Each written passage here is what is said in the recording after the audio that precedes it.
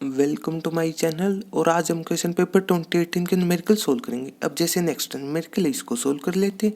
तो कुछ इस तरीके से लेट ए कोई सेट दिया हुआ है, x belongs to Z, Z का मतलब होता है इंटीजर, ठीक है ना, और 0 से 12 तक।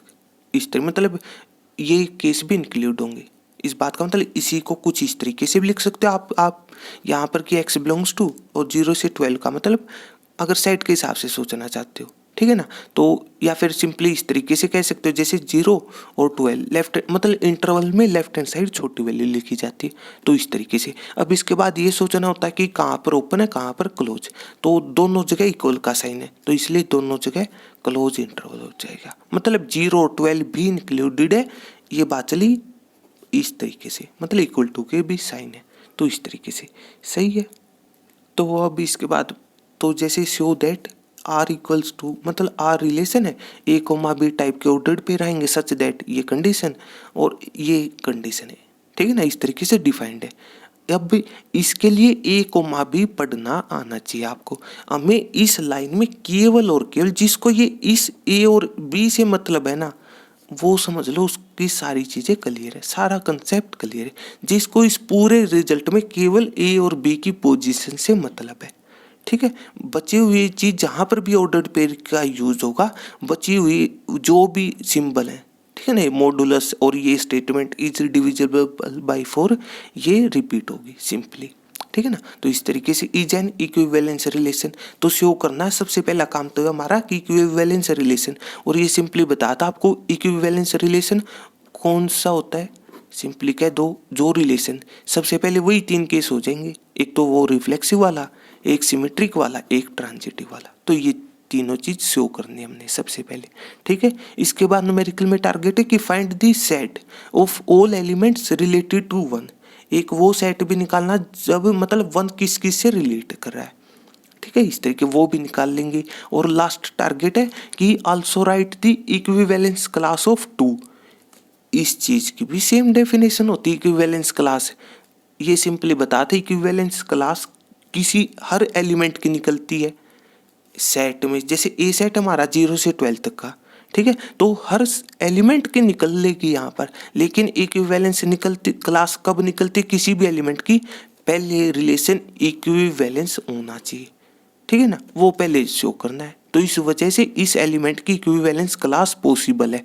यहीं पर एक स्पेशल केस हो सकता है न्यूमेरिकल में कि मतलब चेक करना हो में कि ये मतलब इक्विवेलेंस रिलेशन है या फिर नहीं है, ठीक है। और वहां पर इक्विवेलेंस रिलेशन ना मिले मतलब इनमें से कोई भी एक केस सेटिस्फाई ना हो, तो इस तरीके से तो वहां पर इस एलिमेंट या फिर 0 से 12 कोई भी हो या फिर सेट कोई भी हो, उसमें से उसका कोई भी एलिमेंट, तो उसकी इक्विवेलेंस क्लास नहीं निकल सकती। पहले इक्विवेलेंस रिलेशन होना जरूरी है, ये बात पता होनी चाहिए। तो इस तरीके से और इक्विवेलेंस क्लास होती क्या है, सिंपली जिससे वो रिलेट हो। तो मतलब सेम डेफिनेशन ये वाली चीज है। तो मतलब यहाँ पर 1 की भी सिंपली 1 की भी इक्विवेलेंस क्लास को इस तरीके से रिप्रेजेंट करते हैं, सही है।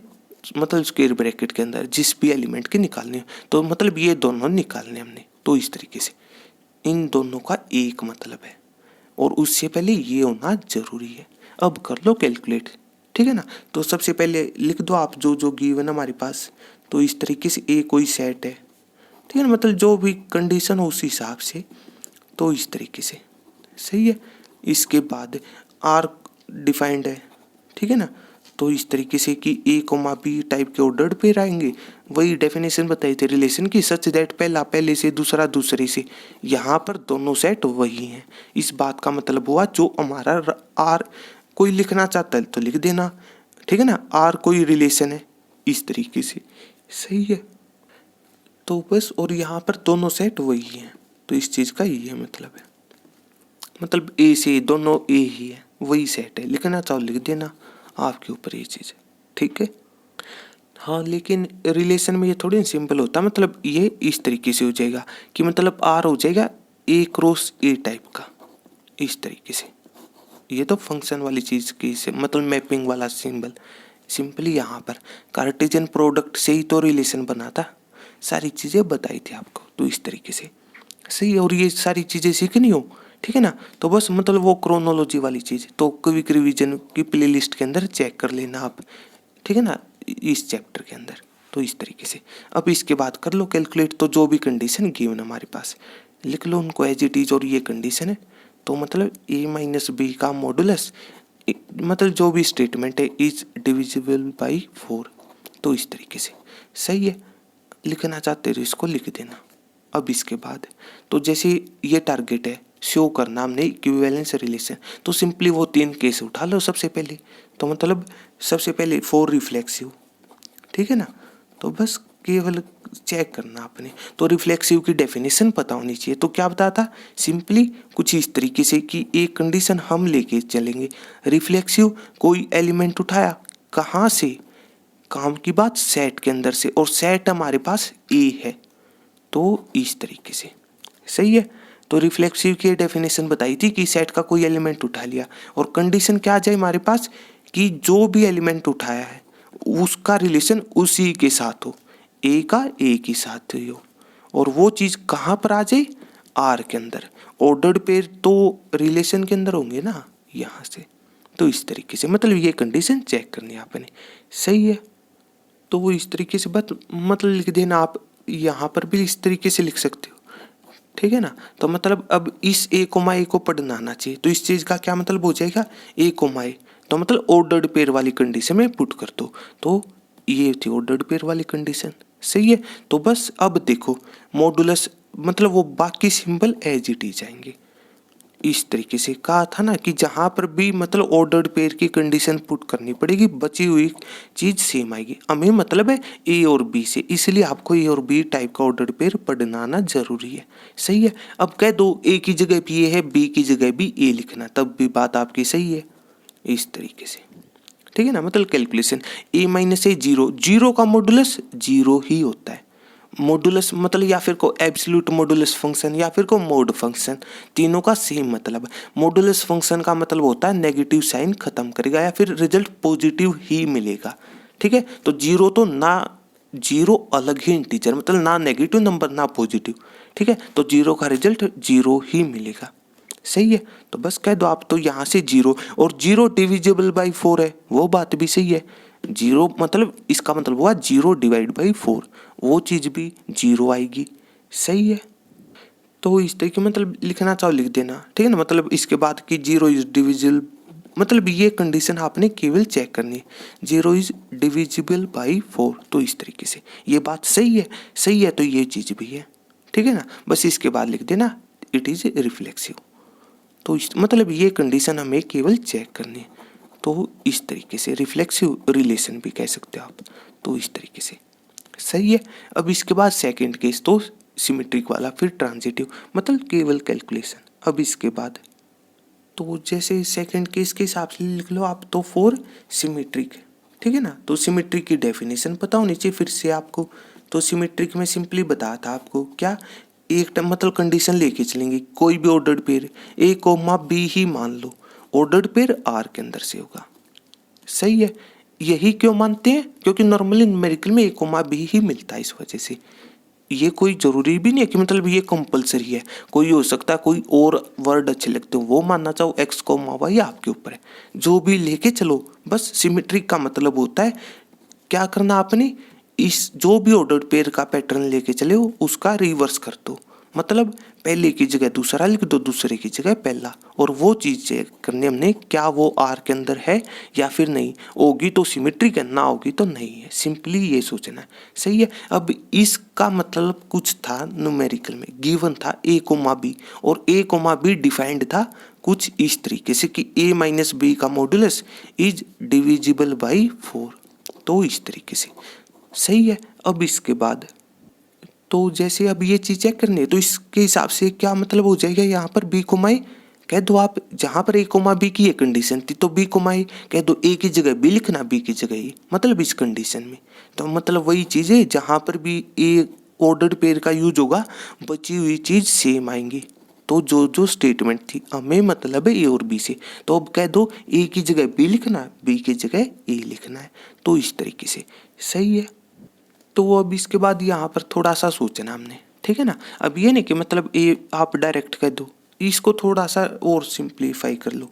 तो मतलब ए माइनस बी तो सिंपली हम लिख सकते हैं यहाँ से कि a minus B equals to किसके बराबर। देखो सबसे पहले तो एक्चुअल में यहाँ पर दो काम होंगे, एक तो मॉडुलस फंक्शन हटेगा और एक ये स्टेटमेंट हटेगी। सबसे पहले स्टेटमेंट के हिसाब से सोच लो कि ये वर्ड हटा दे इज डिविजिबल बाई 4, तो कोई नंबर a माइनस बी का मॉडुलस कोई नंबर आएगा, नंबर सोच लो कि वो 4 का मल्टीपल है।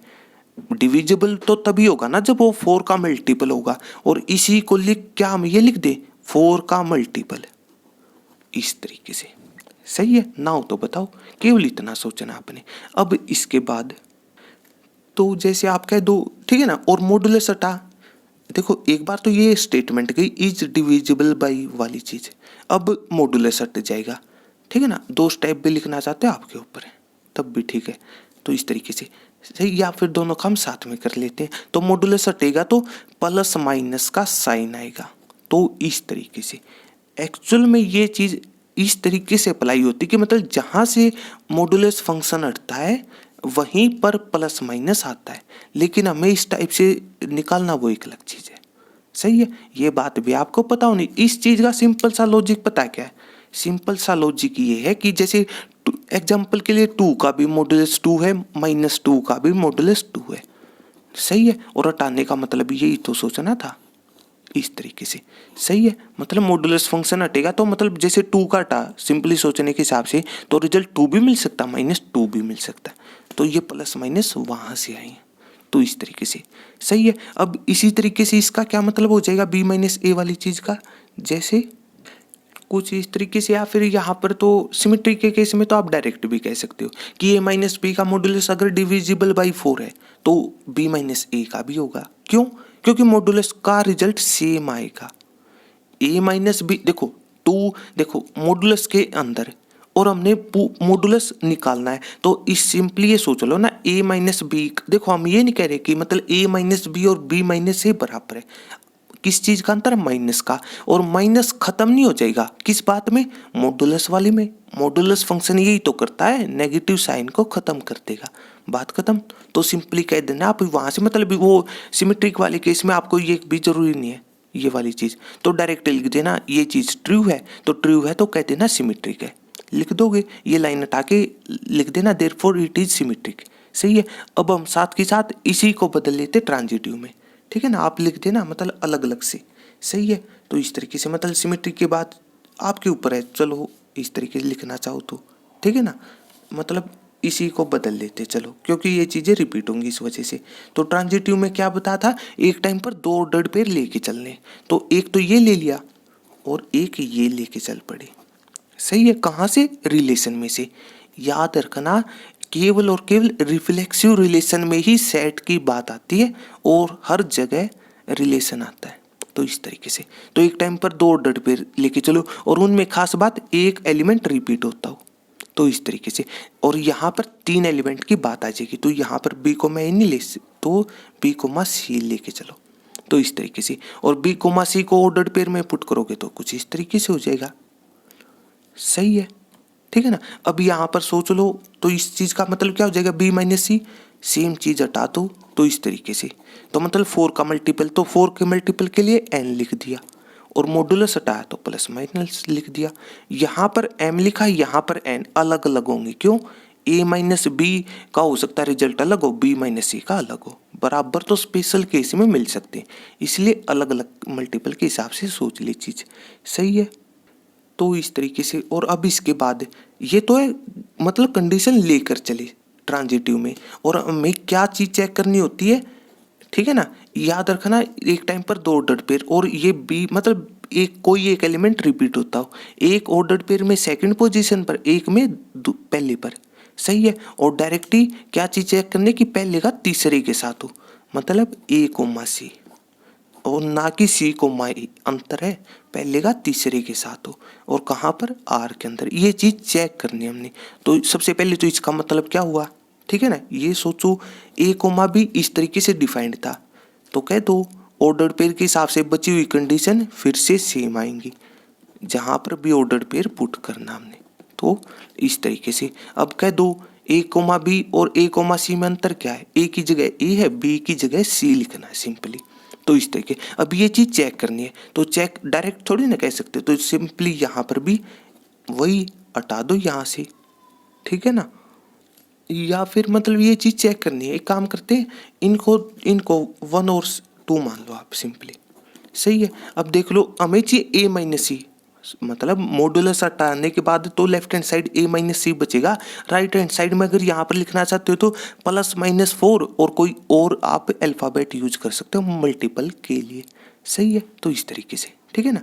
या फिर डायरेक्टली सिंपली हमें चाहिए a माइनस सी, तो a माइनस सी कैसे आ सकता है, दोनों को ऐड करते, b कैंसिल हो जाएगा, मतलब लेफ्ट हैंड साइड में लेफ्ट हैंड साइड ऐड कर देना, राइट हैंड साइड में राइट, तो यहाँ पर लिख दो आप एडिंग 1 and 2, सही है।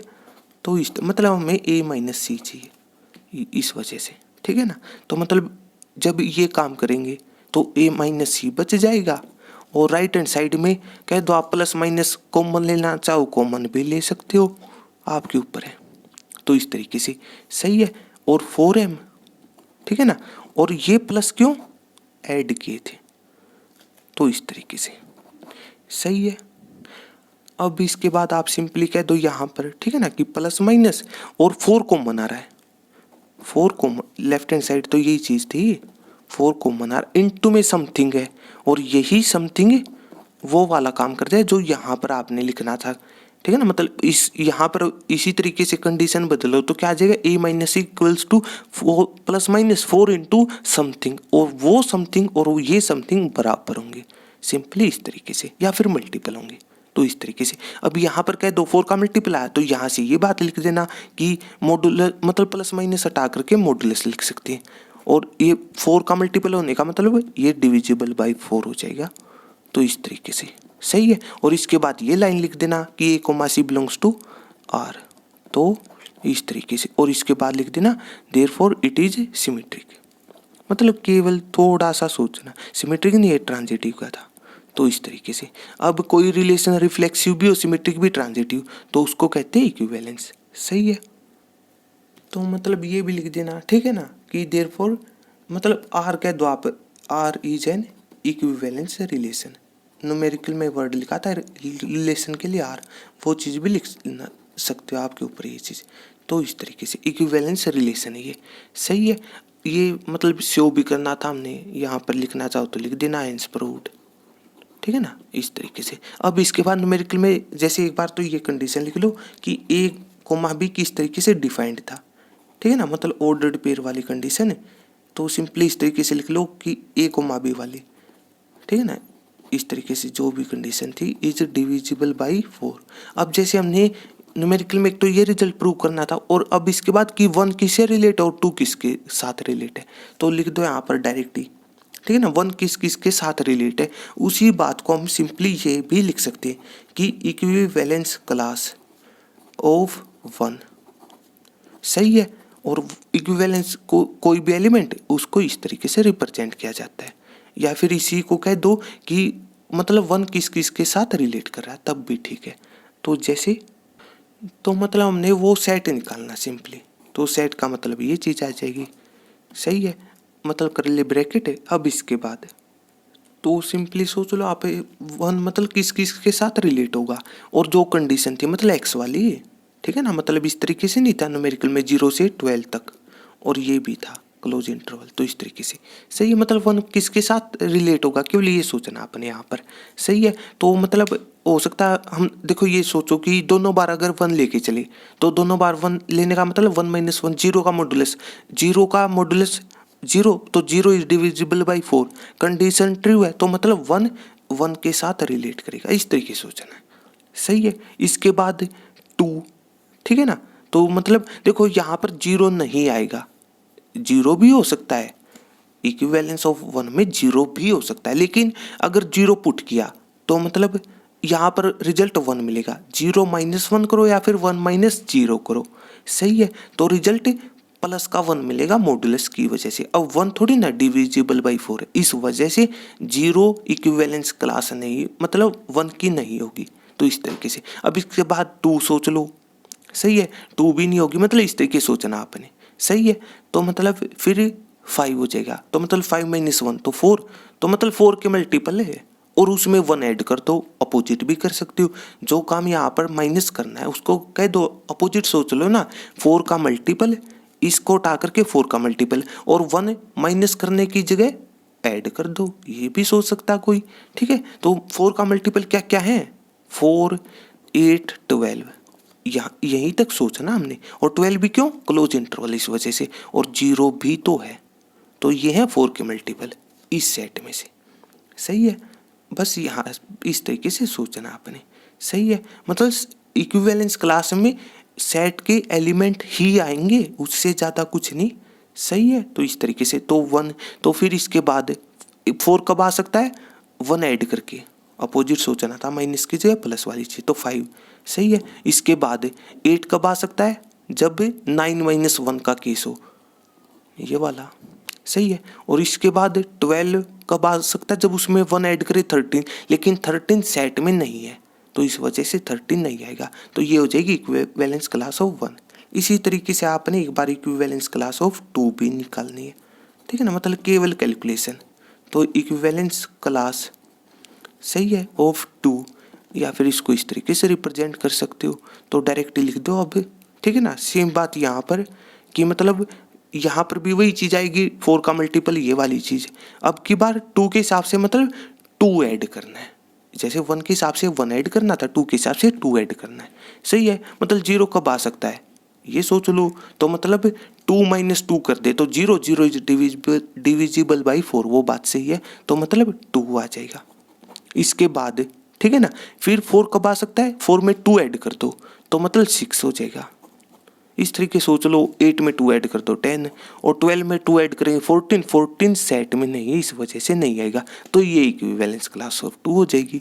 और इसी तरीके से ये बस ये निकालने, तो इनको कहते हैं ना आंसर, केवल कैलकुलेशन है और कुछ भी नहीं। तो इस तरीके से, हाँ कोई यहाँ पर स्पेशल बात लिखना चाहिए, इक्विवेलेंस रिलेशन है, इसी वजह से इक्विवेलेंस क्लास पॉसिबल है, ये बात स्पेशल है, लिखना चाहो यहाँ पर लिख सकते हो। ठीक है, किसी भी एलिमेंट की इक्विवेलेंस क्लास निकाली कब जा सकती है, जब इक्विवेलेंस रिलेशन हो।